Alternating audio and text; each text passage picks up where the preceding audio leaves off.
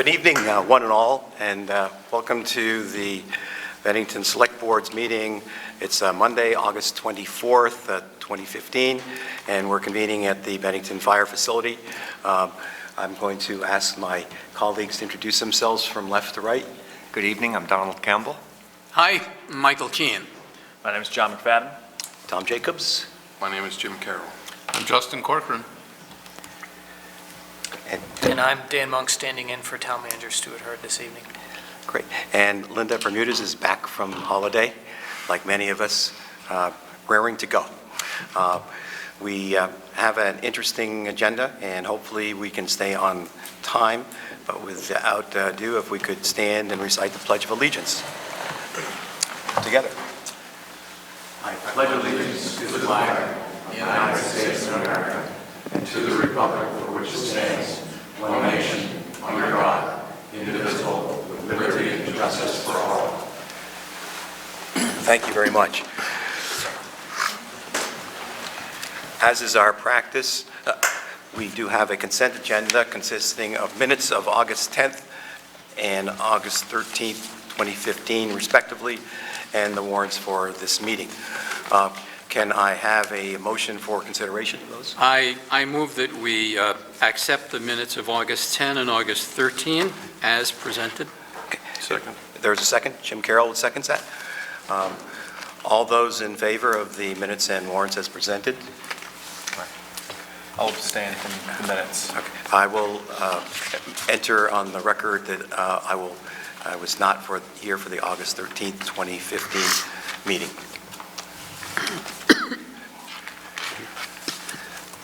Now is our practice, and it's one of the best parts about our meeting.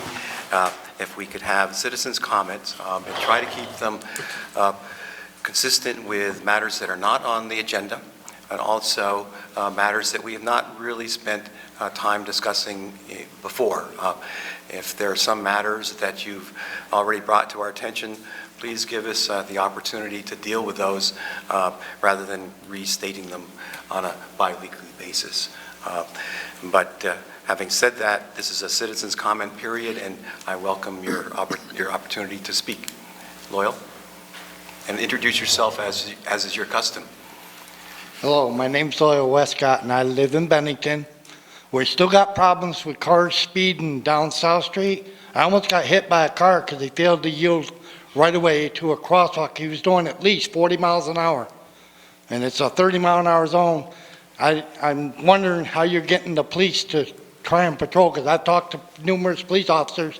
They say they can do it, but they're not doing it. Someone's going to get killed. And I want to know where you guys are coming with the 1,000-foot law and getting the speed limit reduced to 25 miles per hour, and about cracking down on the landlords. Now, 324 Pleasant Street had a ceiling collapse. That tells me that Kevin Goodhue is not inspecting these apartments properly. Somebody's going to get killed because that sheetrock comes down, it can jam your vertebrae. I have a neck injury from a car wreck, so I'm already maimed for the rest of my life. Have you brought your concern to Mr. Goodhue's attention? Paul Doucette don't return my calls. No, Mr. Goodhue's attention about the condition. He don't return my calls when I've called him in the past, so I don't know why. Dan, would you follow that up and make sure that there's a return call so that at least the Edison... If he's calling Kevin, Kevin's been on extended absence, but certainly we can have someone call him back. Yep. Yeah. Okay, thank you. I appreciate it, because I just don't want to see someone getting hurt. All right, we appreciate that. Thank you for your time.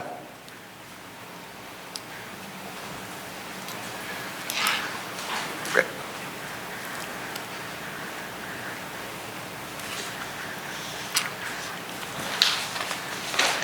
Hi, my name is Rick Carroll. I'm from Bennington, and I just wanted to update you on what we did at the technical hearing in Montpelier as far as the solar siting goes. Rick, could you speak up just a little bit? As far as the solar siting goes, I just wanted to update the board at what we did at the technical hearing, and also a meeting that we had with Mary Morrissey and Brian Campion and Dick Sears at the Apple Hill Association in Apple Hill. But first, I need to address a statement that I made at the last special board meeting. and that was that Chelsea Solar was not going to do any screening at all, and that was inaccurate. It wasn't. There's in the past, they're going to do screening, but in the future, which is what I concentrated on, and that was the high tension lines. I didn't have the information that I needed at that time. So that's what I had, and that was my intent, to talk about the telephone poles, the wires that we're seeing. What I picked up in Montpelier was the newest version of their solar siting and what they say it's going to look like. There's a lot in there. There's a lot of pages in there. There's a lot to go through. I've reviewed all of those in the past. I've seen them all a lot over the past year and a half. What we really need to do is to have the board look at all of those pictures. And there's a lot in those pictures that aren't there that I would love to go over. There's elevation drawings that aren't there, and there's so much more that's needed to be put in there. We do have people that will come down, and professionals that will come down and lay that out from a different perspective, and that's what we need, is a professional aesthetics person to come down named Mike Lawrence, and he'll do it for $1,000 at this point to review everything that you have and listen to what he's got to say. At this point in this, that is what I feel that we should do.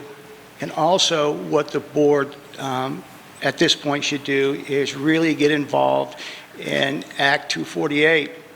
This is just the first solar array that's going to happen in Bennington. And if you look at what the state is mandating, there's a lot more going to come. And the board really needs to know and be familiar with the laws that governs all of that. That's why the Rutland resolution, to sign that, to get involved with the other towns that are going to be in the same situation and that are now. The only reason for us to be here is to keep Bennington aesthetically as pleasing as possible. This is 27 acres. It's huge. It's one of the biggest in Vermont. And I know that Rob Wilmington is working on some other issues, and he needs time to complete them. There's other things other than aesthetics that need to be looked at here. And that's our intent. Rick, hold on just a second. As you know, I'm conflicted to really participate in the discussion. So you chaired the meeting, Justin. So could you keep the discussion going with Rick right now as far as recognizing board members? Yep. Mayor. Jim, go ahead, please. Rick, this packet that we had before us, is this provided by you folks? Yes, I sent all the information that I was provided from Echo Solar, and I downloaded it all. Okay. And copied it all. So these visuals are provided by SE Group? SE Group is a group that they hire to come in and do the aesthetics evaluation. They're the ones that actually do the photography. Do you think that these are accurate representations of the final product? No, I don't think that. Okay. I think that what needs to be is more. There needs to be another perspective of those. A lot of those photographs show you where it's going to be, and I would gladly go over all those with you. They show you exactly where it's going to be, and they point to it with arrows. And Right. that's fine, but show me what it looks like when it's done. Show me what it looks like Right. after the trees are cut. Right, exactly. Right. Because the way that these elevation and aerial photographs depict it, it'll be virtually obscured. But I trust you, and I trust the other people that have come before us who have represented and put their own reputations on the line, that this is not an accurate representation of what this is going to look like. Well, thank you. I mean, the most important thing is to get all of your opinions. I mean, get another drawing, get another photograph of what it looks like when they're done from a lot of different places. And that's the only way that this board can make a good decision. on what's aesthetically pleasing and what isn't. But you won't have that until those other drawings are done and pictures are done. Can you tell us what your thoughts are about the results from the meeting in Montpelier, without spending too much time? But I think the public is really hankering for what occurred up there. Well, what we tried to present up there was different viewpoints to view this from. I mean, my point is there should be a video. When you're coming down, coming from the north, and you're going by this array, we actually took a video camera and videoed it. And that's what you should see from the developer, and he's the one that should be made to pay for it, I believe. What came of that, we won't know until we get what they've approved of and what they haven't back at this point. It's a long, long, long process. All right. And with the fact that the board now has party status, I believe that you should start getting a stream of all that information, and that was the primary goal that I came here a few weeks ago, is for you to start getting all of this stuff without me actually providing it. And that's something that you should tell the Public Service Board and Echoes Solar. All right, just one more thing that I want to add, and that is, depending on the level of visibility here, we as a people and residents and townspeople will get used to it, but I don't want to get used to it, especially if it's highly visible. No matter, I'll speak for myself only. If this is highly visible, I'll tell you, I will not go to an easy grave if this thing is so ugly. It's sliced into the mountain and the green mountains that we love.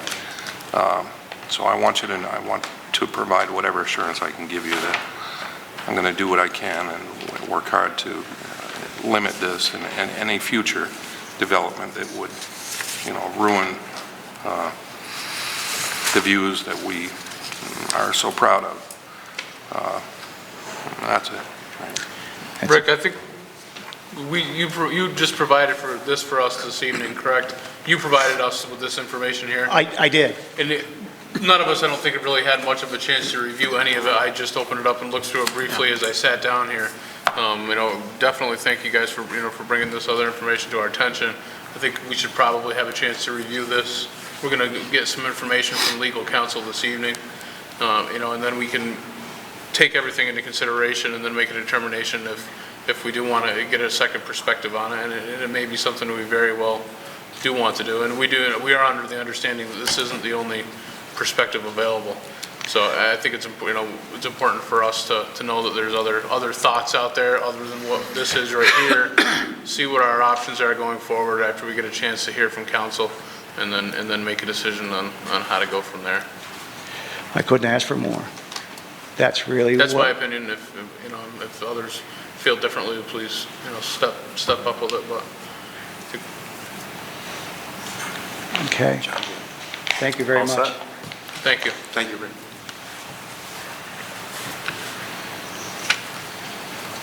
Good evening.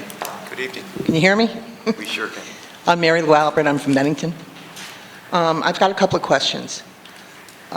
May I ask what is the difference between a committee or a commission?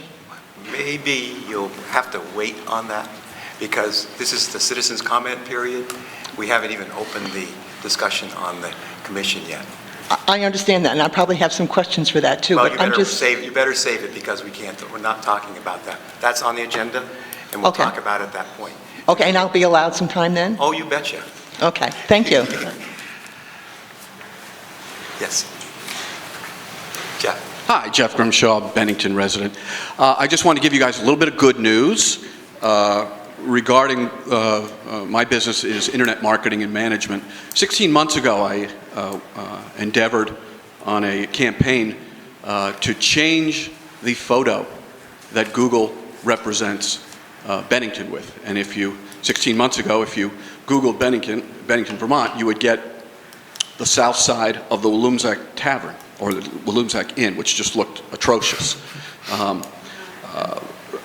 there is a process that you can petition Google to change that photo, and you actually give them photos to do.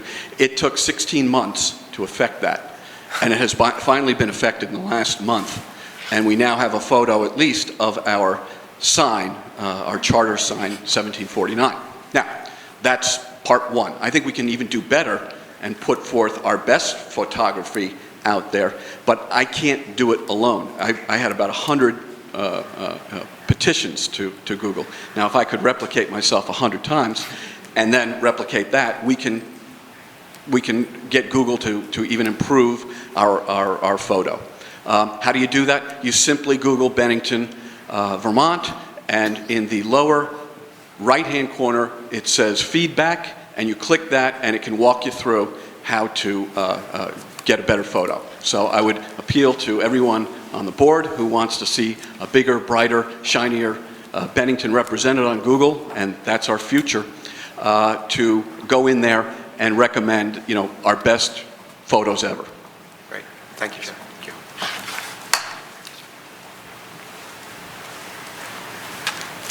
Hello, my name is Bill Knight. I'm the president of Apple Hill Homeowners Association, and I've been involved with this project now 2 years last month. Excuse me.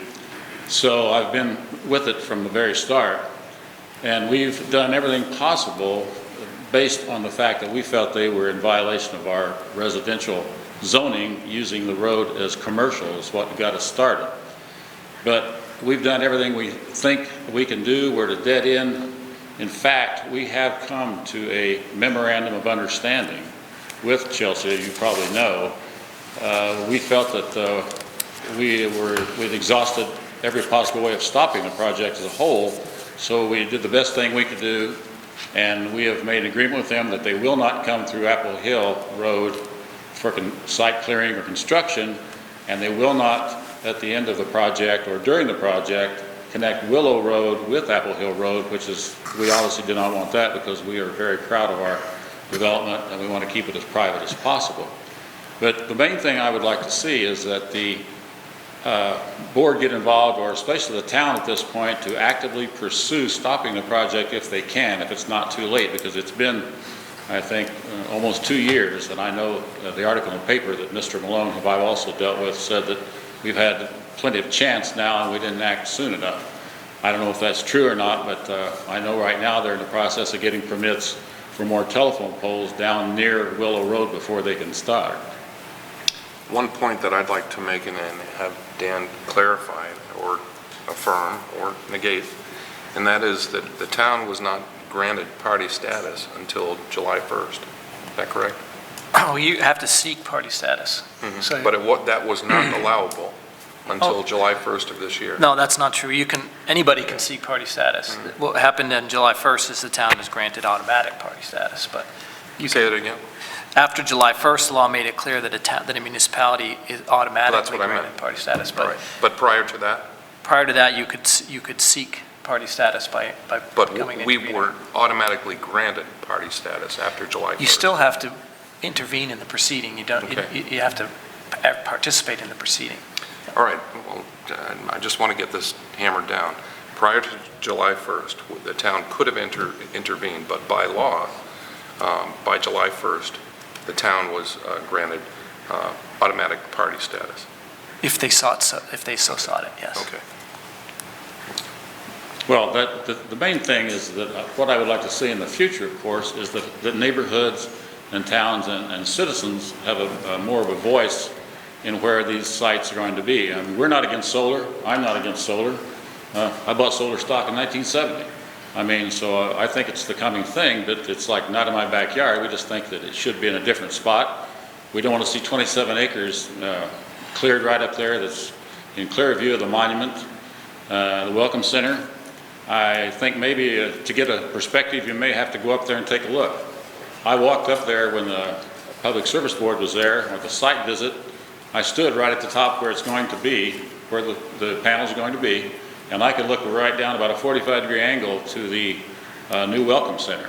Now, how high the panels are going to be and how visual that's going to be, I'm not sure, but I'm sure it's going to have an impact, and I don't think most people want to see that. So I guess I'd just like to see that the board and the town is going to take an actively to pursue this and try to aggressively stop this, and it's going to have to come quickly, I believe.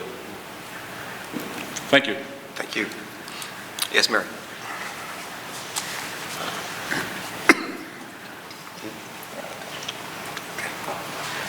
For the record, Mary Morrissey, and I wanted to thank the board for having the special meeting a week ago on Thursday. I think you have seen this evening the illustration of what has been very challenging for the residents of Apple Hill. They started 2 years ago by having a company come to them that basically said you needed to sign off that this was for good of the public. The process, we had a meeting on Friday with Dick Sears and Brian Campion, and Dick did say, as well as Brian, that we could say publicly, they are extremely concerned about the process of how this deals with citizens in a community, extremely concerned about it. Again, this isn't about not in my backyard. All of us here, I could contend in this room, are for solar, but it's about how it is placed. And if this is allowed to go forward in a contiguous 27-acre cut, you will see this set the precedent for across the state of every project in any parcel that a big developer comes to place across our beautiful landscape of the state of Vermont. That is why we tried to, a year ago, ask the board to step in, or we gave some information at that time about it, and our town manager at that time said it's in the public services purview and we have nothing to say about it. These boards have to get on the local level, step up to the plate for future planning and for what we're doing in our community and in our state to do good process and do the right thing by our communities. I am concerned with, obviously the 27 acres and what this could do as a scar across our beautiful landscape. I was a little bit concerned last week, and I will say in Rick Carroll's defense, he presented you with a picture, but that is how hard it has been for any of these citizens to get actual information from these developers. Almost impossible. It changes on almost a weekly basis. Talked about they were going to spend $5,000 for screening with 6-foot trees. Well, 6-foot trees, my friends, are not going to cover anything.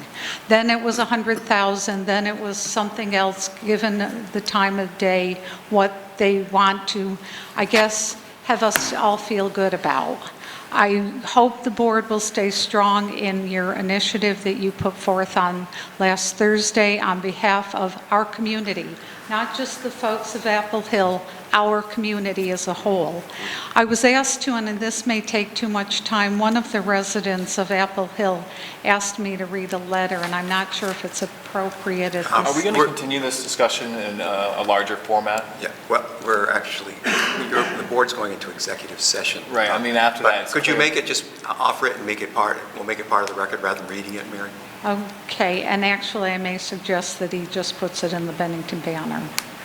And that would be, but it was by Anna Sweard, Ann and Ken live up in Apple Hill. But there's a lot of the sentiment is about the community. So I thank you for your time. If you offer it, we'll make it part of the minutes tonight. Well, we can, but this is my only copy. Okay. You can always copy and give it to us tomorrow. Okay, all right, that sounds great. Thank you so much for your time and effort. Thank you. Oh, look at this. Diane, is that the letter? Diane? Yes. Okay, thank you. Yes. Is that the citizen comment period time frame? Yeah, we're a little past. Okay, all right. Thank you for the citizens' comments, and the board will take them. And as you know, there is going to be an executive session tonight, and that's with town council. I expect that there will be some report out to you after the session through the town manager's office. Dan will disclose what he can disclose as a result of the executive session, but I think it's important that the community and the participants know that there is activity on their behalf. And Dan, if you could make sure that that happens. Yes. And who would you want to be the contact person? Rick, Mary? Contact me. Would you do that, Dan? And then if other folks need to get that information, then it can be distributed wider. And it may well be that there's going to be, as John said, a further community discussion beyond what happened last week. Because I think this is an editorial comment that we have to not only deal with this project, but others that are coming down the road a lot faster than we're prepared for right now. And the Rutland resolution and all of those types of things. But unless we get the wagon circled, there's not going to be much of a discussion. Thank you. The next item on the agenda, Mary, is the establishment of the Oral Health Commission. And we'll have a board discussion and then give you the opportunity to ask questions and comments and state the concerns. That's not just to Mary, who made comments earlier, or attempted to, but for anyone that has a question relative to the Oral Health Commission. Why don't I just give you some of the recalled history. A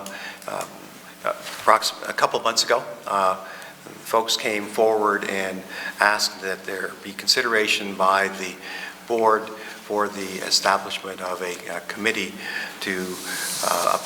designated by the Board of Selectors to address what is understood to be an important and difficult and serious oral health issue in our community.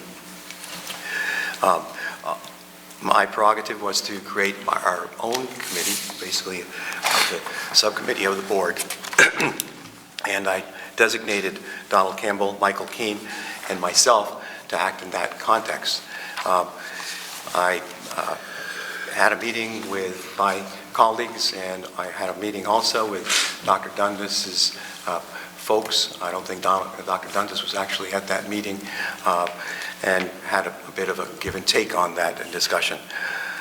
My committee then has gone back to work on where we're at, and the committee decided that it's really probably not something that we should have a committee designation. The reason being is that the subcommittee of the board sees a committee as basically nothing but an extension of the Board of Selectors. This is not what the goal is. It's basically to create a group of citizens that have recognition by the Select Board to undertake an advisory capacity to deal with and recommend to the Board of Selectors ways to deal with what is a serious health issue. The commission is separate from but designated by the board. So the commission will be made up of members of the community who apply just as they would if they were applying for the planning commission or the zoning board or any of the other opportunities that we offer in the community.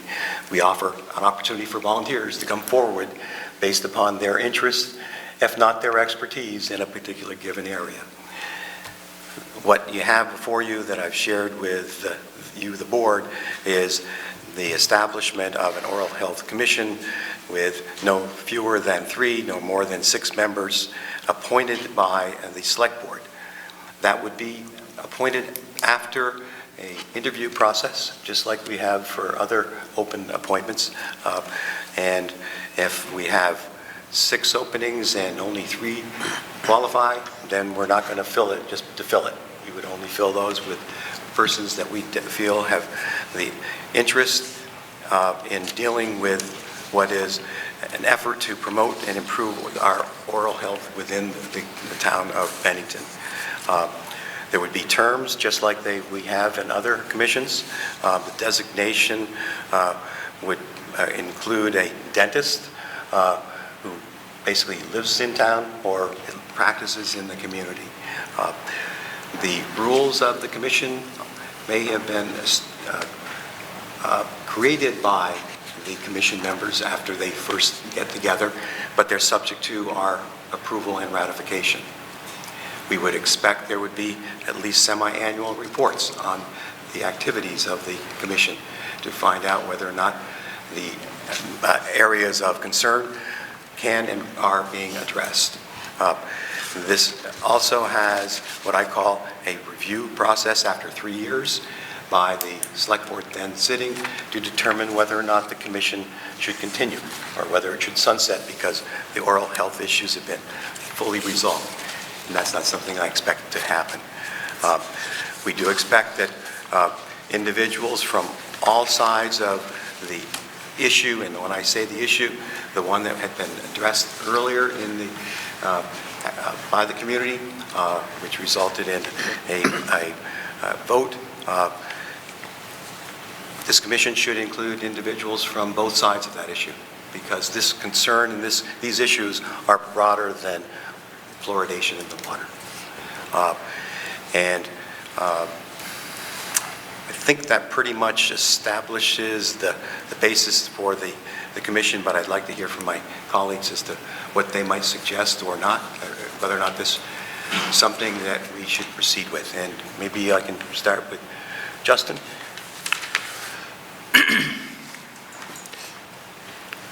I like that.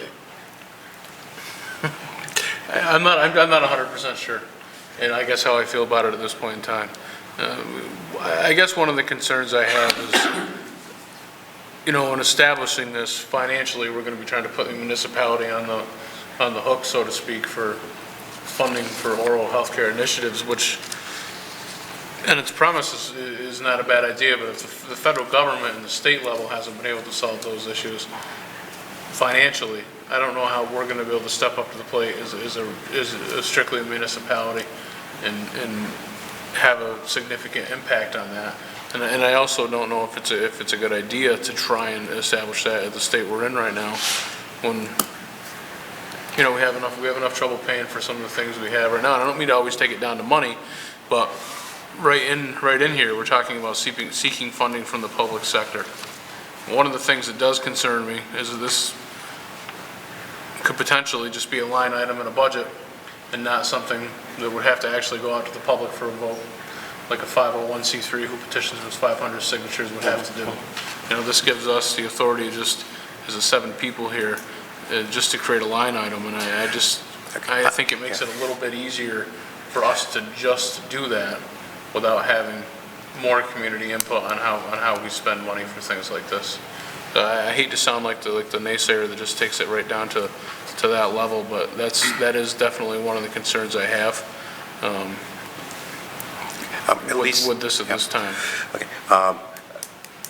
I don't see that it's an automatic line item. I guess the commission could come before us one of the 4 times per year and say, you know, would you make that a line item? I think we still have the prerogative of saying, you get the petition, the votes or the petitions out, and we'll be happy to put that on the ballot. But just because we're designated in commission doesn't give automatic entree to the ballot. Right, and the other concern and you did touch on it a little bit, Tom. You know, we get people on both sides of the issue, but what I don't want to see this turn into is just another push for fluoridation in the water. Yep. Because you know, the community spoke on that clearly, whether it's right, whether it's wrong, whether you agree with it, whether you don't. The vast majority of the community doesn't want it, and we agreed to not move forward on that based upon that advisory vote that we put out to the people that we asked. And I don't want to see us turn our backs on, when we asked for an answer and we got an answer, I don't want to see us turn our backs on that answer. And that's another concern that I do have. And I'd like to hear from the other board members, but my perspective is that the issue is much broader than fluoridation. I would agree. And how this commission staff with individuals who have an interest are going to have to use some unique out-of-the-box processes to educate, inform, and get resources. But it'll be a way for the select board to sort of monitor whether or not this has legs and it's actually improving the health of the community. go ahead. Those are, good No, comments. that's all I have at the moment, thanks. I've already been outspoken about my feelings on fluoride. I support it, but I also said that I would support the will of the people with respect to this. As far as this commission goes, and, Justin, you pointed out that, whatever if we were to decide on a line item, let's say $30,000 would go toward the dispensing of fluoride tablets to those families and parents that would like their children to have that. Here's my take on it. The long-term benefit, and it's been clearly demonstrated scientifically, is that the health benefits to not only children but to adults is long-term. It's been demonstrated that, poor dental hygiene leads not only to heart disease but to strokes and other issues. And this small investment, $30,000, could go a long way, and it would take time, over time, to diminish the cost of emergency care just in Bennington. Sue, what was the figure that you quoted that we have on a yearly basis with emergency care for? There's a number of different statistics depending on how. No, but you quoted one earlier this year, and I believe it was $750 million or something like that. Or no, $75 million, or $7.5 million. I'm sorry. Something with a 7. Yeah, but it was in the many hundreds of thousands. There's an awful lot of money that goes into emergency room visits, vouchers that the state provides, and economic implications, which is money that So, pardon me? we're paying already as a society. Right, exactly. And that's my point here. If we spend a little to prevent a lot, we benefit in the long run. Again, I'm not talking any numbers today. Okay. And I don't want anyone to think that there's a dollar assigned to this process. When this subcommittee looked at this, it was like, how do we get folks to focus on it and report to us so that we don't have to try to lead that charge? And there may be some requests for funds. That's going to be a jump ball, and it's going to have to be before the select board. All right, I just want to add one more point, Mr. Chairman, and that is with respect to the people that will be on this board. I mean, it would be very easy to pack it with one side of the argument. And I think by and large, and I think it would be fair and accurate to say that we all want oral health for the people of Bennington and the residents. However, there are two distinct camps that were recognized during the fluoride debate and how we get that done. So I hope that... Well, I think that's going to be where the select board is going to have to step up. And if you get someone that is just the champion for one side or the other, you're going to question their motives. And the results. And the results. Because this cannot be viewed as an end run to try to get fluoridation back before these voters now. Not to say in the future that might not be the case, but this cannot be used for that. This is for to deal and address the well-defined, and that was recognized by both sides of that discussion before the vote, that we have a significant oral health issue, that somebody, and maybe the federal and the state can't address it, but maybe we can do our small bit with folks that are interested in stepping up. Yeah, in review of this document in front of us, I looked at the commission as a goal-oriented commission, and that is to improve the oral health care of the community. A few of the things that I was concerned about are just what you guys had concerns with as well. Not looking your way because you put it together, but you get the point. And when looking at this, it seemed like the thought was put into it, we have limited terms here. So if we have people from one side or the other, they're only allowed to serve 2 terms. So it's a way of forcing the select board to filter through candidates as well. It kind of puts the onus off of us in some ways.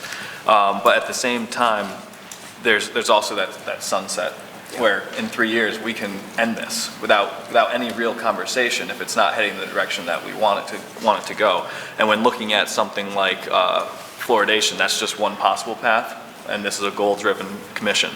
So if that's the path that seems to be taken up, within the next 3 years, I know that my vote is to end this commission immediately, because it's clearly not going in the right direction. We're looking for alternative solutions. The community has spoken. Again, like you said, doesn't matter which side of the debate you're on, it's where we landed. So if that's the solution that keeps coming up out of this commission, the commission is not serving its purpose. And I think every one of the select board members needs to stand up and say, it's done right then and there. This is not a fluoride commission. This is a goal-driven commission to improve the oral health through the community. The other piece that I was concerned about was watching this commission come up and that's a terrible phrase to use, but to utilize the commission and the name of the select board to push that agenda or any agenda without our consent. And in Article 4, Section C, D, and E, they all end in agreed upon by the select board, approved by the select board, authorized by the select board. And that has to do with seeking funding, it has to do with types of projects, and it has to do with their meetings. So this commission is not one that's just going to slip away from the select board and do whatever might be done, where every year we might just lose $1,000, $5,000, $10,000. This commission, the way it's written, forces and requires active participation by the select board. And if the commission is to be derailed and go into a direction that the select board does not want it to go in, that's a failure upon the select board for not keeping it in line. So the way that this is written, I think it puts the select board in the driver's seat, and it allows the people of the community who are interested in improving this condition and willing to dedicate hours and hours and hours of their own personal time to try and fight this battle, which is a nationwide battle and not an easy one to fight. It puts them in a position where they can do this and help us. So the way it's written, I think we have all of the authority to do everything that we need to. If it starts to get sidetracked, we can stop it right then and there. So I'm on board. Thanks. Michael? What he said, but also partially because I see some of my own writing in this. We want this to be outcome-based, not method-based. And we want whoever is involved in this commission to become familiar with whatever good science says about how to get good oral health in this community and turn that around. There will be no one specific philosophy over another.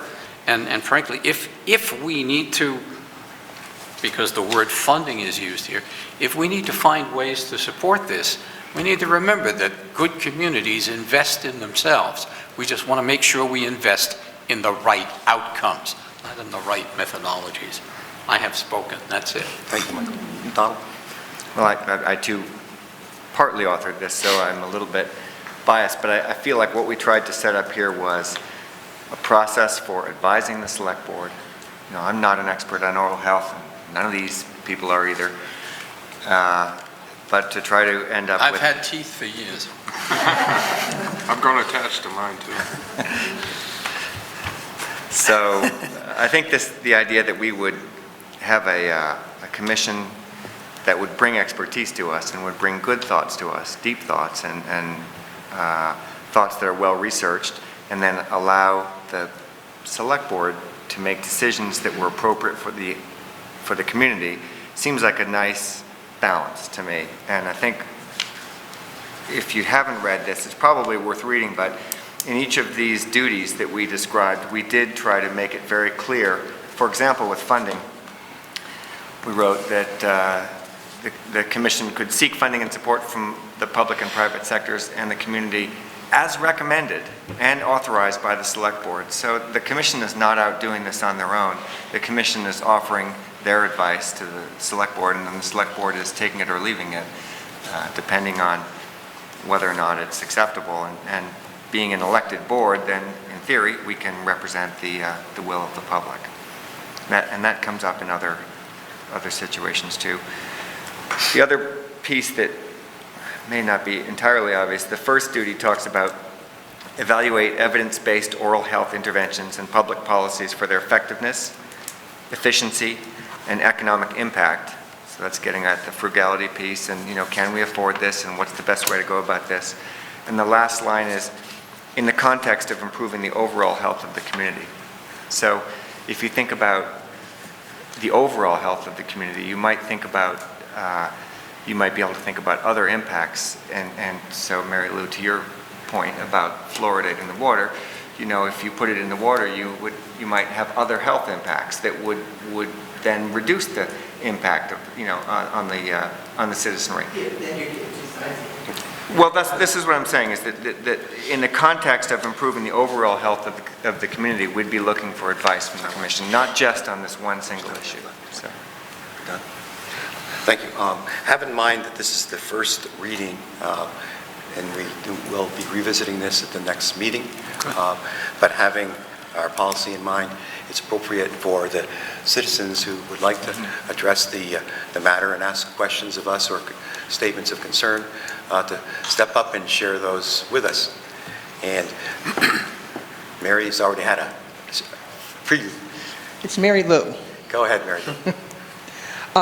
Number one, I'm still not clear what the difference is between a committee and a commission. What is the legal definition between a committee? I'm not going to play lawyer with you tonight, but I can tell you that I feel a committee is an extension of the board doing exactly the board's work. Okay, the commission has different responsibilities and basically advisory, as you've heard us all comment. So it's not an extension of the board. It's a group of individuals approved by the select board and appointed by the select board, but it does not mean that it's an extension of the select board. So Okay. Is that a lawyer answer? Well, yes, sort of, and it brings up another one. So a committee is part of select board, and it's more of a permanent part, No, committees don't always have. so they can just disband it? There's no difference between that and a commission, they can just disband it? It depends on the creation of the committee or the commission. What are the charges? How it is set up? Because I've seen committees in government that go on forever, even though spitting on the sidewalk is no longer a problem. The committee to get rid of spitting on the sidewalk is probably still someplace on the books. Yeah, we don't have that here, thankfully, Mary Lou. And I hope, I just don't want to get to that level of the discussion, because I don't think that's the relevant portion of why we're doing this exercise, you know? Well, if there's a commission, is there a commissioner? Yes, Who's going to select that? we are going to appoint, and The select board is going to appoint? Yeah. Okay. So he'll be meeting at all meetings of this commission? He'll be with them? what is under the proposal that we're discussing is the select board will create this commission to be staffed, for lack of a better, by individuals from the community who apply to be appointed to the commission as commissioners, I guess you could call them, but are members of the commission. So may I ask, will the Bennington Citizens Against Fluoridated Water have a part of this commission? No. We can't be on the board. I'm sorry, let me finish. The Coalition of Bennington Area the Coalition for Oral Health is not going to be a part of this. The group that you have spoken of and spoken for well over the months is not going to be a part of this. This is an individual application process, and the board is going to review each and every one of those applicants based upon their interests and whether or not they fill the role of what we believe the commission So stands I for. can't, as a citizen of Bennington, apply for this? Oh, yes. I can. I hope you do. But not as a representative Okay. of that organization. But I will or not be any denied organization. because I am part of that? No, that's part of what we were trying to catch, is a broad section of the opinion in the Okay, in the community. okay, I wrote a couple other things down here, so. So this is going to be ongoing, I heard, 3 years or whatever? You're looking to perpetuate this for a long time?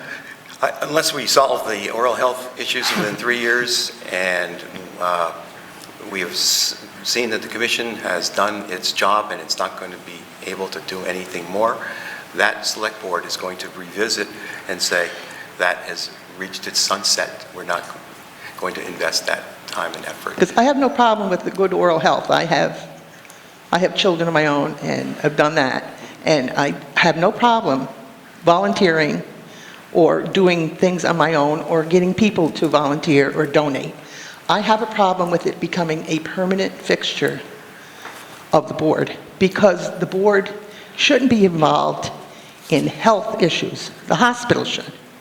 The board should be involved in roads and police and water and sewer and all that, not health issues. That's interesting. Mr. Chairman. Because Okay. before you hear from other members of the board, I respectfully disagree with you. You've heard the mantra about economic issues and growth in this community that this board has said is probably one of their primary reasons. Oral health goes a long way to economic health of this community. And so don't just say that this board is charged with taking care of the roads and making sure the water and sewer is running. You know, it's a broader responsibility that we have. And this board doesn't take that role lightly.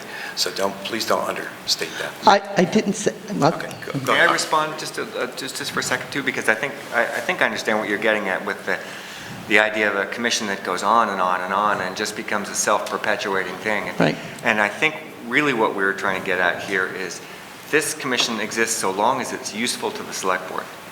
So long as it's providing good advice, good insights, good ideas, good programs. When it stops doing that, we let it sunset.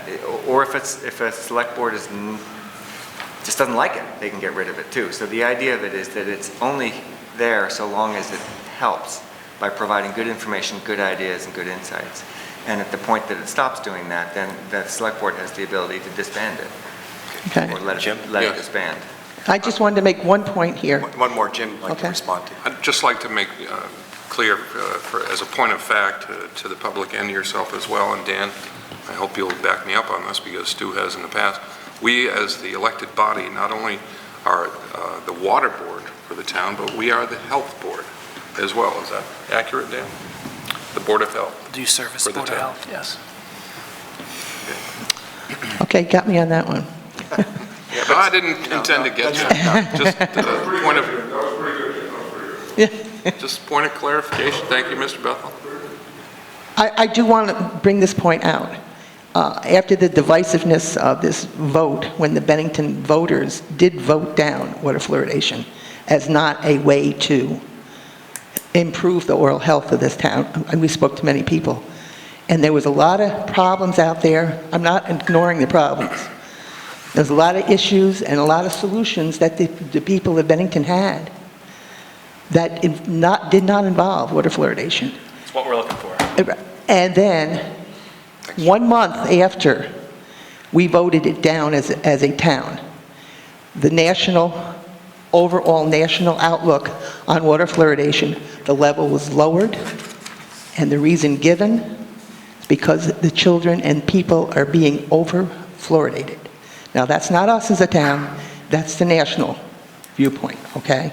The powers to be that the other side cites all the time lowered the level of water fluoridation. So we're going to promote one level, and the next month, that level is no longer an issue. It's too high, okay? So what I'm saying is it's an ongoing issue, and it's very, very hot. And the town, I think, I stood out there on voting day. I just could not believe all the people that turned out. I've never seen that many people over there voting. So this is a hot issue, and I don't want it to be a divisive issue. Well, I think when you started that last comment about we have a lot of oral health issues in this community, and there are a lot of ideas out there. This commission better be the focal point of receiving and addressing and advising this board as to how to deal with those. And you're welcome. In my opinion, it's fluoride. It's not going to help it. So. Right. Understood. We're going to be agnostic. We're not going to have any belief in anything until somebody proves it. Well, I really would like to see this commission, no matter how long it is, be a balanced commission. Because I sat with the last committee back in 2001, and it wasn't too balanced, okay? And there was a lot of words passed back and forth across the committee table, and not much work that got done, okay? And they came out with the suggestions that have just been the same this time around, and we're in the same position. So we got to get somebody to work on this. But like I said, there's one issue that I won't give up. Ma'am? That's great. Thank you. If I could just, ma'am? If I could just make one suggestion or an analogy, and that is, the men and women that sit around this table, we don't necessarily agree on a particular position, but we all agree on some goals. And I think it's fair to say that you, Dr. Dundas, Sue, and other people want to improve the oral health of Bennington. It's how we get there. Right. But your goal, that's a common goal, right? Thank you, Jim. That's right. Thank you, Mary Lou. Thank you. Tom, if we could just, we are running short on time, but if all other comments can be away from the fluoride issue and more directed more towards the commission, I think that would help us streamline this conversation into what we need to talk about. Can I get a copy of that? Because I said everybody was talking. You didn't get one? And I never got a copy. Have mine. Yeah. I'm sorry. You were supposed to. I'll talk to the town manager's office about that.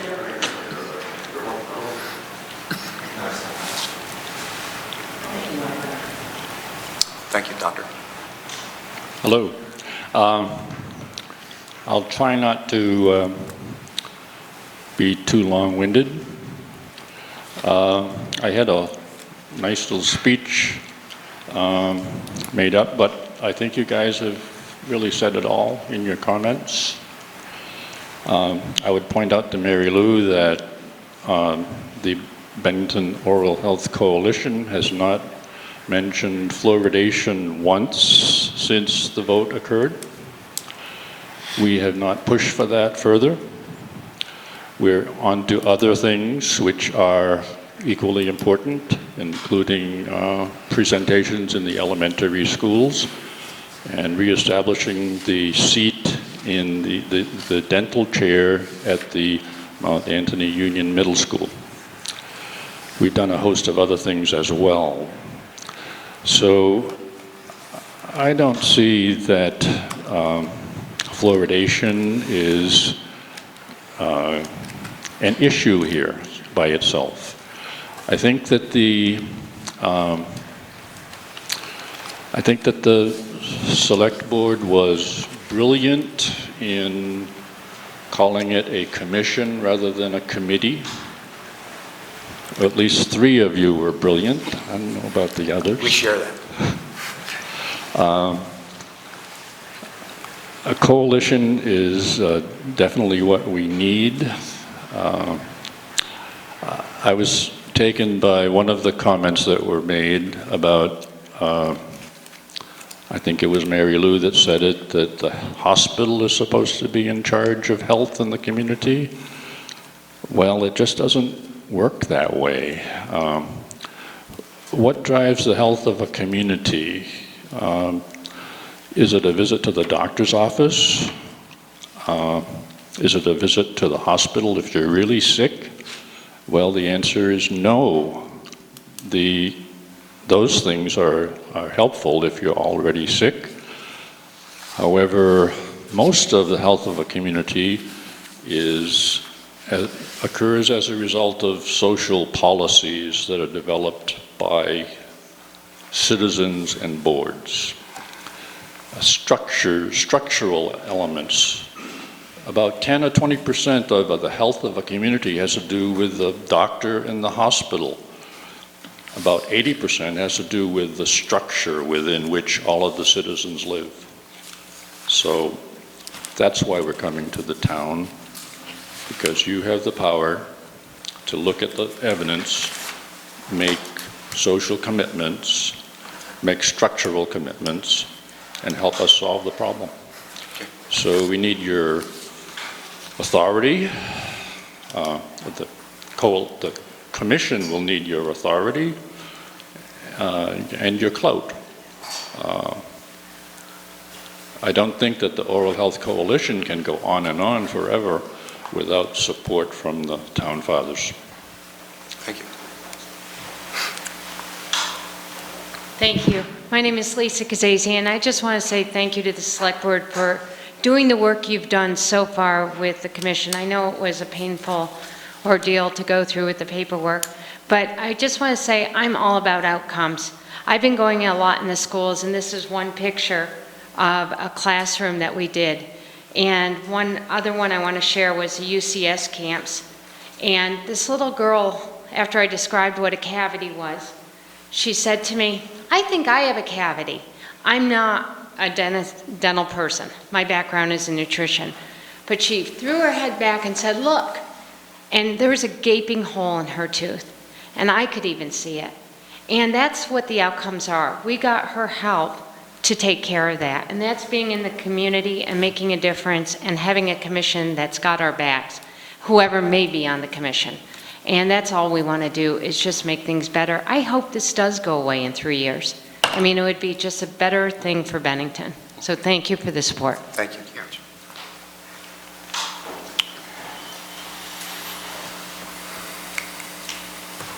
Hi, folks. Hey, thank you. This is a nice idea. Who thought of this?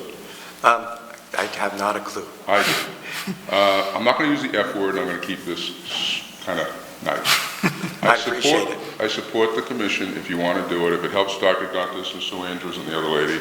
And actually, the community and Mary Lou Halpert. Yes. But what I'd like to see you do is purposely sunset it for 3 years or 5 years, because you people all may change. It may not be the same select board. That would make the next select board or select boards have to address this, to recreate it, let it go, strengthen it, or whatever. You know, give you a measuring stick of where we are at a certain point in time.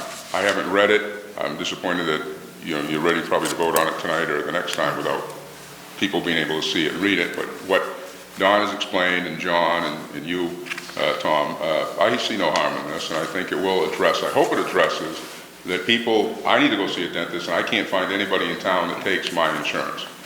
And that's the big thing. And we need money for Medicaid. The dentists need to be paid. I expect this commission to be addressing and advising on the issues just like you've just mentioned. And we need to get our representatives involved in it to go to Montpelier. And next year we will have the ear of all the gubernatorial candidates coming down here, because you're going to have a new governor. I'm going to hold debates. I hope other people hold debates.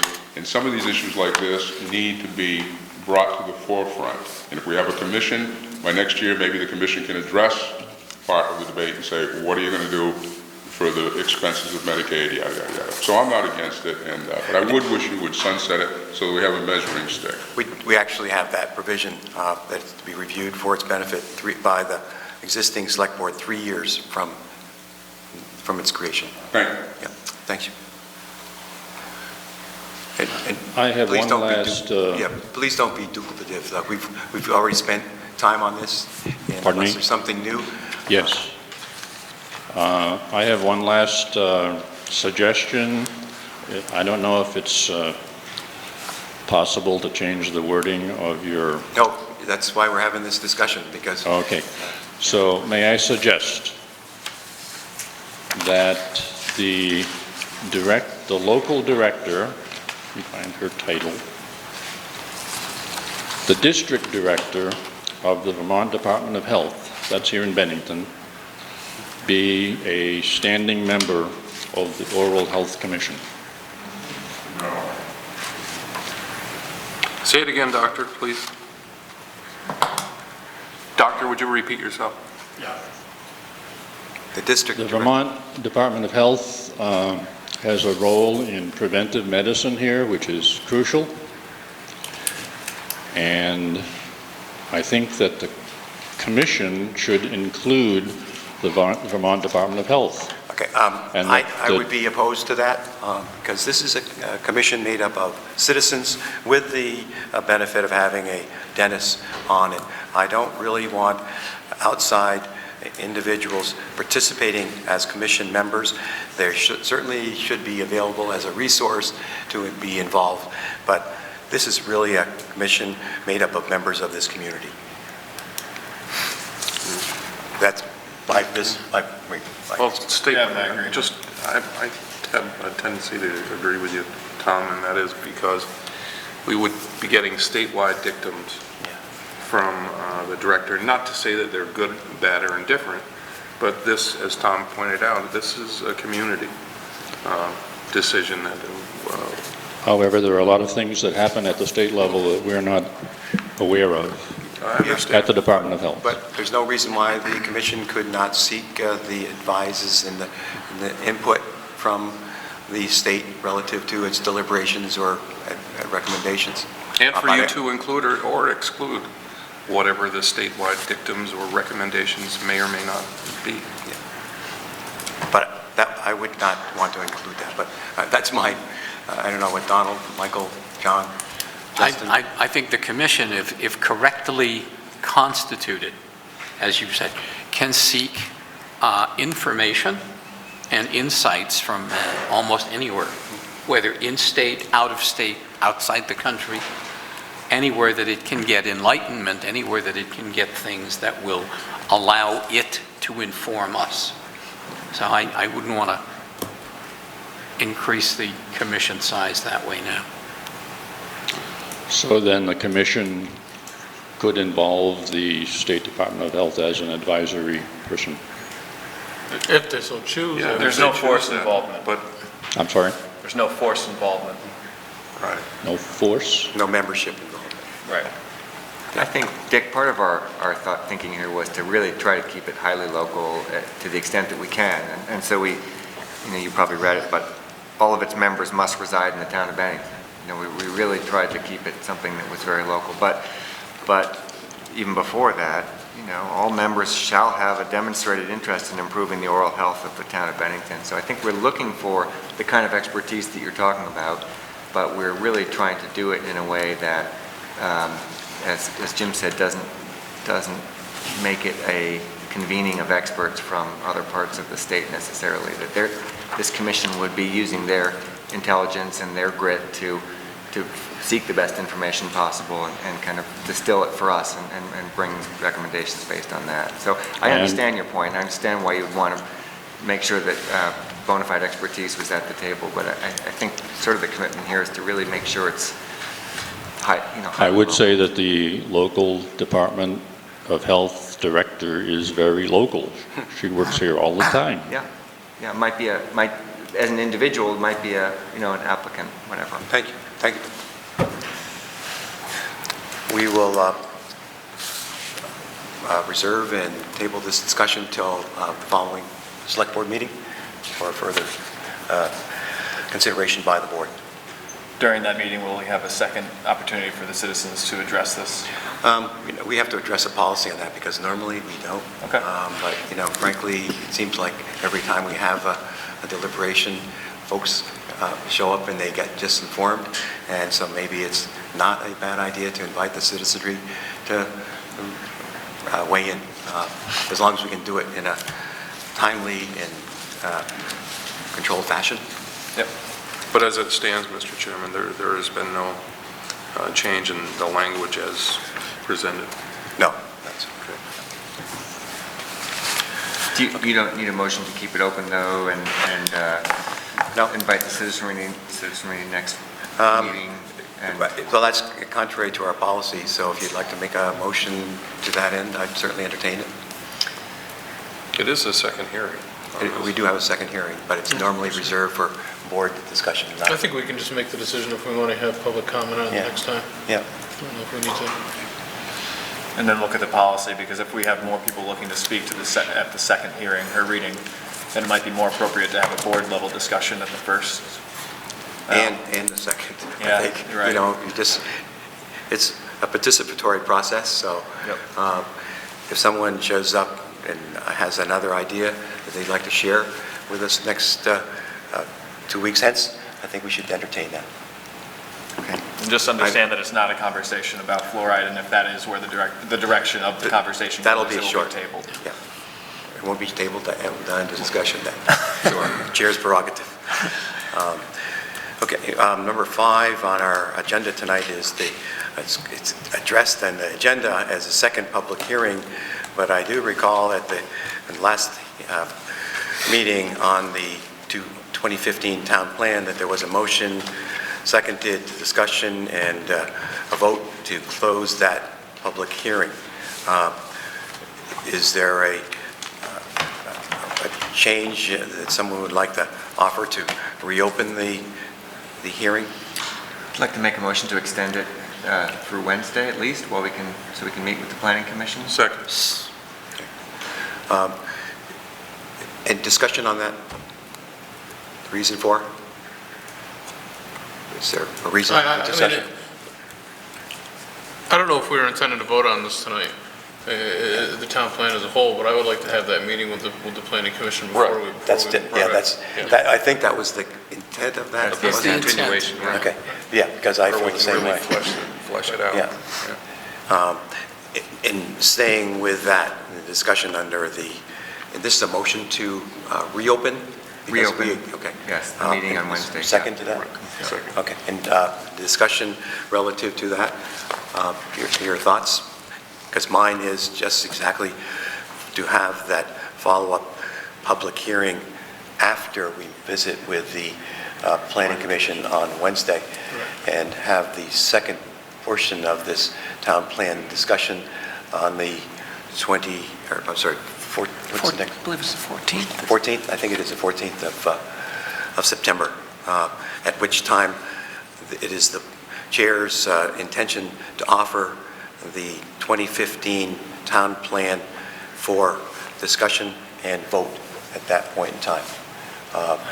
And I'm aware that there's a very limited concern relative to issues within the 2015 plan, but I think we have to address those and vote up or down on the 14th relative to the plan.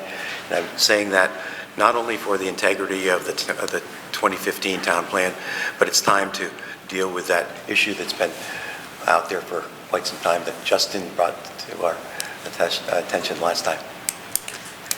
Any other discussion on that? Having heard none, then all in favor of reopening the second public hearing to be rewarned for hearing on the 14th of September, all in favor say aye. Aye. And that is 6 in favor.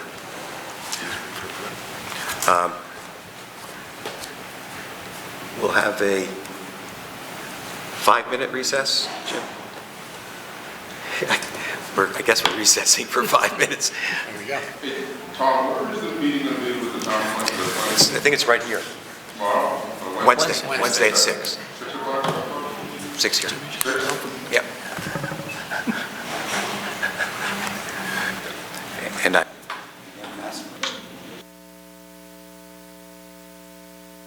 Jim, for being so quick. Thank you.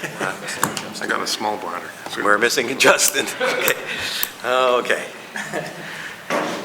Is there a standing room only there? Are we still in recess? Or? Well, we're still in recess by appearance. Pardon? Yes, that's it. Exactly.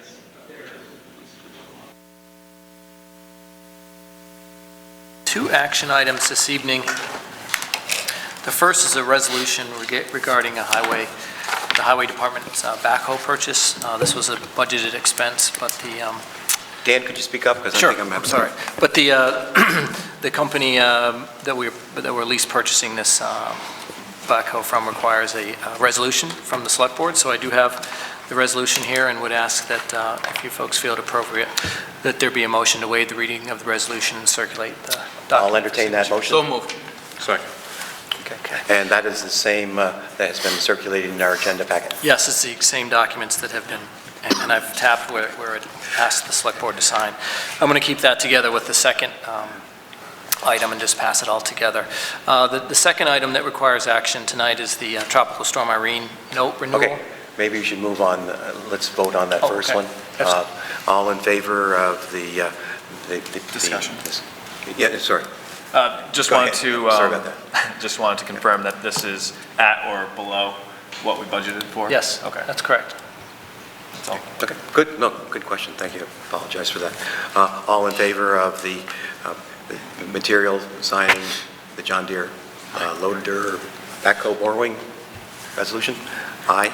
That's 6 in favor. And Dan, Thank moving you. on. The second action item I have this evening is Tropical Storm Irene promissory note renewal. As you know, when we performed our emergency measures after Tropical Storm Irene, we had to take out some loans from People's United Bank. The amount that we ultimately took out was over almost $6 million. We are now down to about $1.5 million, and as you know, we're still appealing that amount to FEMA.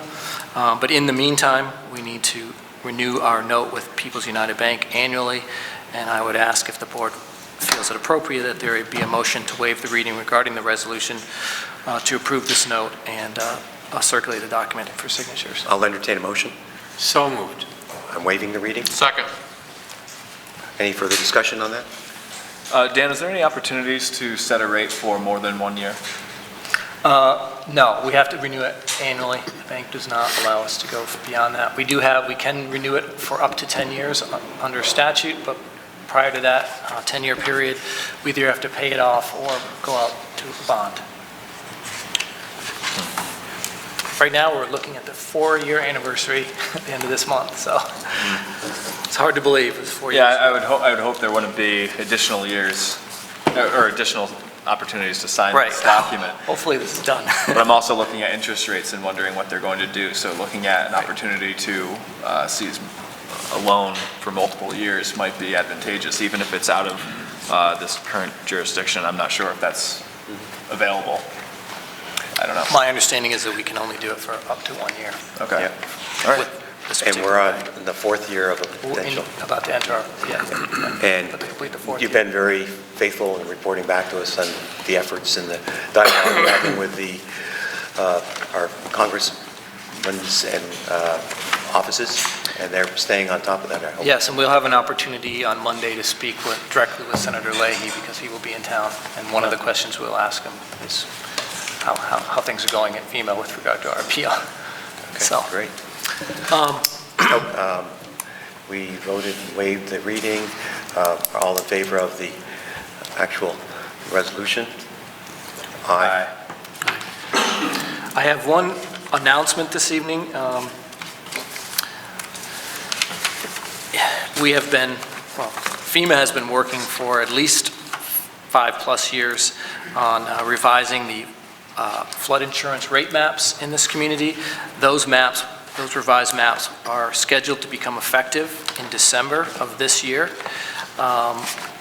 What that means for folks that will newly be within a flood zone is that if you have a mortgage on your property, you'll be required to have flood insurance. If you're lucky enough to fall out of the floodplain, you won't be required to have flood insurance anymore if you have a mortgage. It's tricky understanding the ins and outs of insurance, when it's required, when it's not required, how expensive it is, whether or not you can take advantage of any grandfathering clause if you're currently not within a flood insurance or flood zone, and you soon will be in December. So FEMA has scheduled for Wednesday, September 2nd from 4 to 6:30 p.m. at the Bennington Free Library, an open house for folks who would like to understand whether if they're in the flood zone, what their insurance requirements might be, how they might be able to reduce their insurance amounts. We at the town office can certainly show you, because we do have access to the digital maps, and so does everybody, but we have access to the digital maps. We can show you whether or not you're in the flood zone, but we do not have the expertise to answer detailed questions about flood insurance, and I think that's what people really care about the most is what's the financial impact going to be on them. And so I'd urge anybody who believes that they may be in the flood zone to attend this meeting. Again, it's on Wednesday, September 2nd from 4 to 6:30 p.m. at the Bennington Free Library, and there will be FEMA officials on hand, including insurance experts, to help folks out. And you'll be, it's on the town website and Facebook? Yes, we've already posted it on Facebook, and we'll post it on the website as well.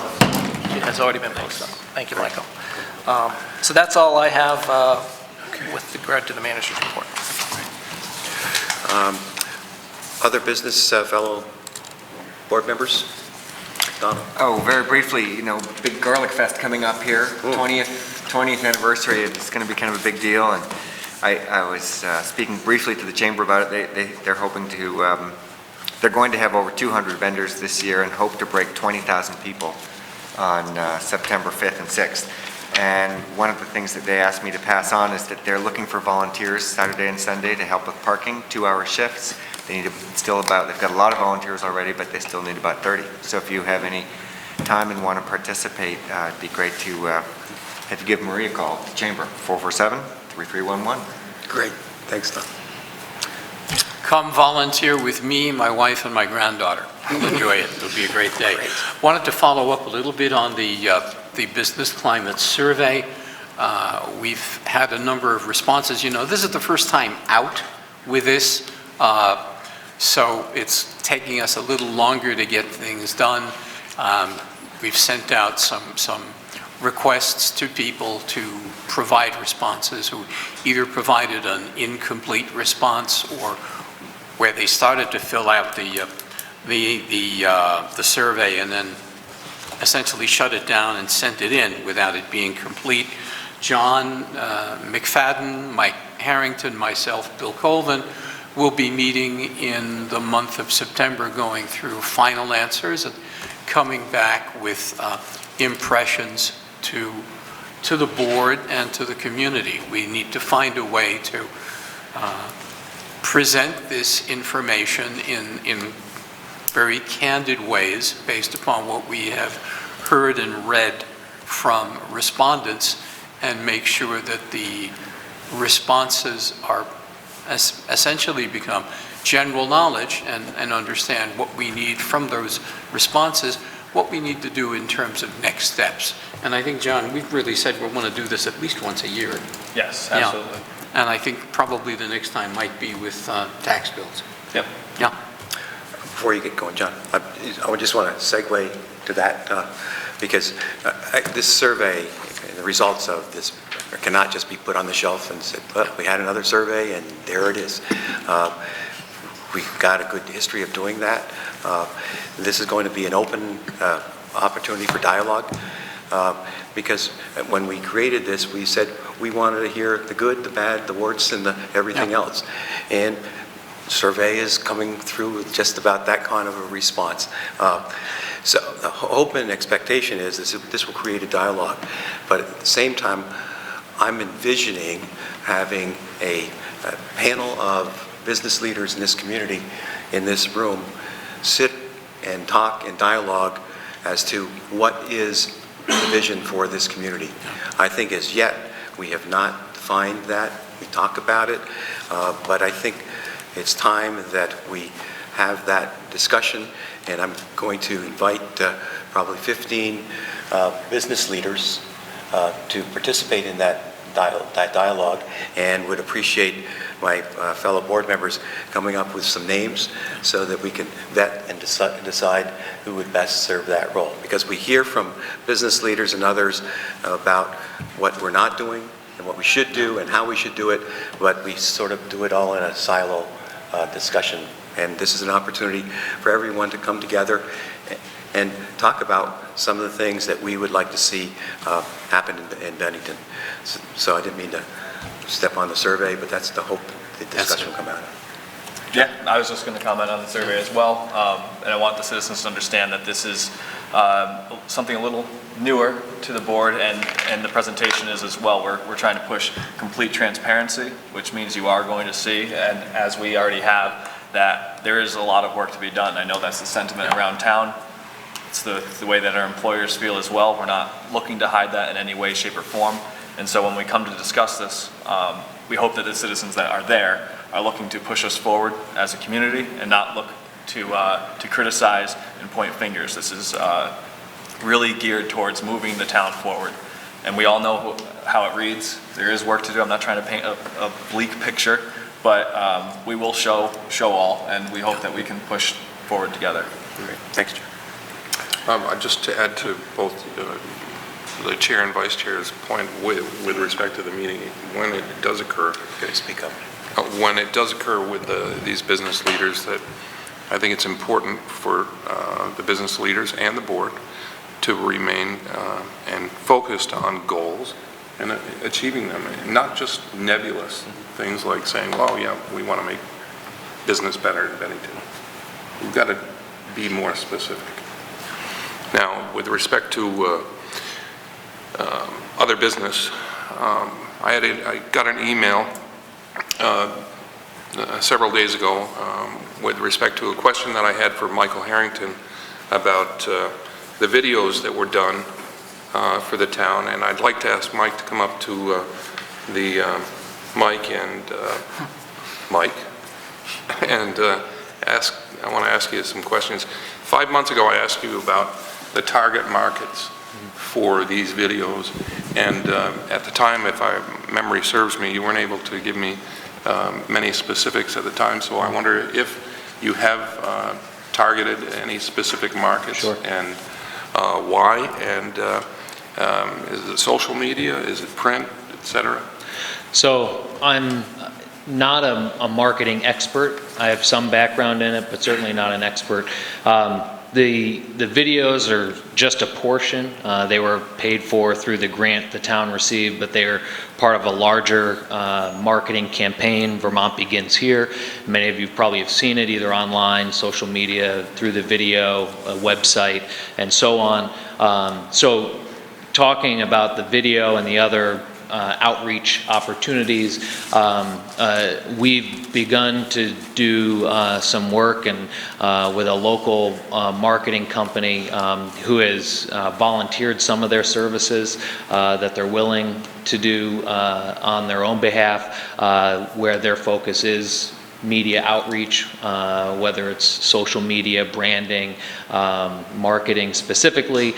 We don't have the ability to pay for television broadcasting, at least not with the budget we currently have for marketing.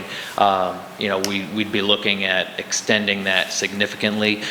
So the videos currently right now play on our website, they play on social media. We are launching a video about every 2 months, and it's a deeper look into a specific person or business we've interviewed. So the most recent one was Sheila Harden, who's the president and owner of Bennington Potters. It's a really interesting interview about how the company got started, and that was pushed through social media.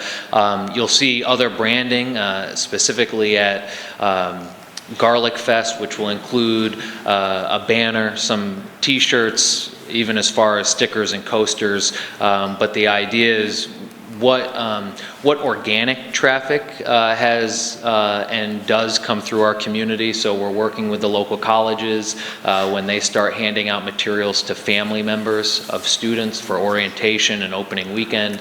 And for Garlic Fest, obviously the number of people from outside the community that come in.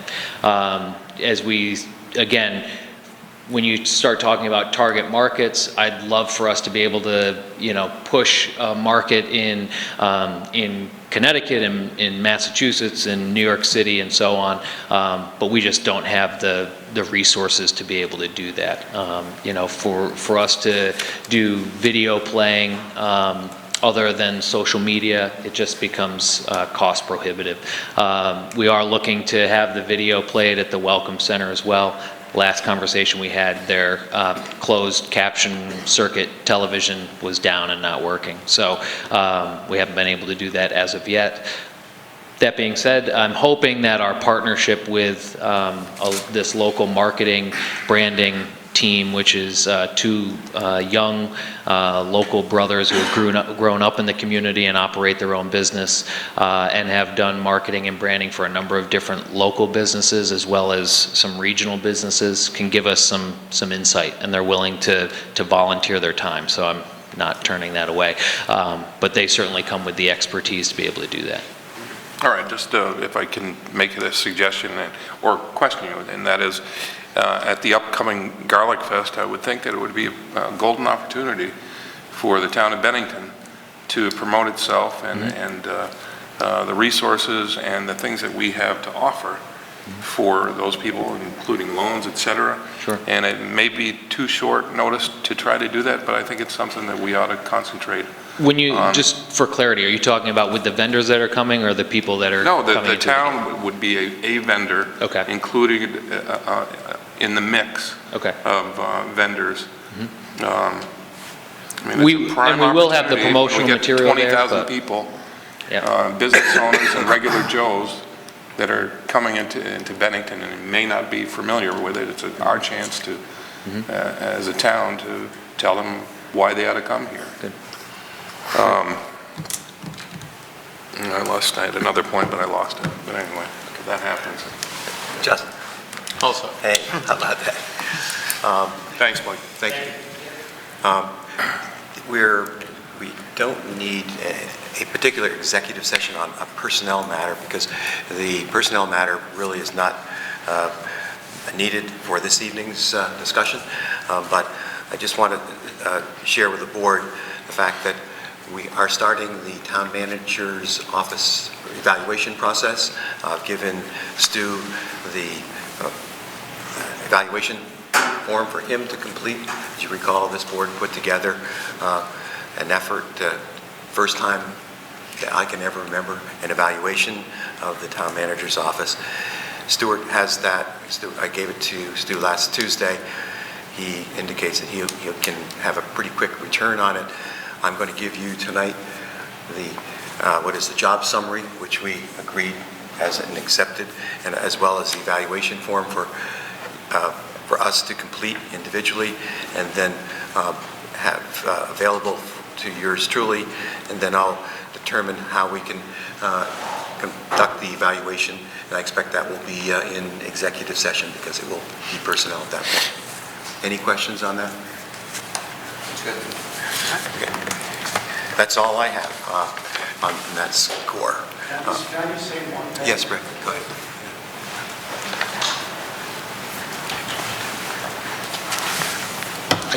I just want to make it clear that I think that there are two pictures that show a finished 3D that I didn't have the last time. They should be in your paperwork. Thanks, Rick. We do have a need to go into executive session tonight. If I could have a couple of motions, because I'll so move. then we need two motions. One, that there is a need for executive session to have the town discuss with its council certain aspects of matters that are before the Public Service Board in the context of... I'll restate my motion then, that we go into executive session to speak to town council. So that is, at this point, a motion to go in, to have that as a foundation binding for. Any discussion? Second, I'm sorry. Any discussion? Okay. Then I will also need a motion to actually go into executive session. So moved. Second. And any discussion? We are into executive session, and we will re-adjourn after you come out. And we're going to vote. All in favor? Aye. Thank you. My little guidance. The two is bookend.